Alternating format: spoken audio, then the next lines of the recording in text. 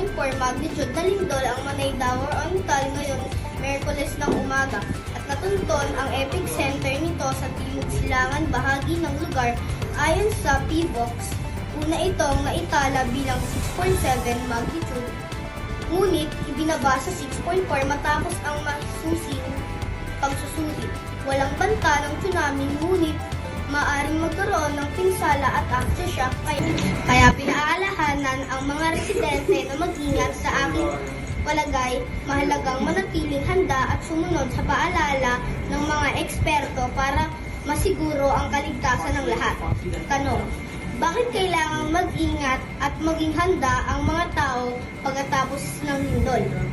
Sagot: kailangan mag-ingat dahil maaaring magkaroon ng aftershock at posibleng pinsalan na maaaring magdulot ng panganib sa mga tao. Ako po si Maximiano B. Diaz III mula sa Grade 4 St. John.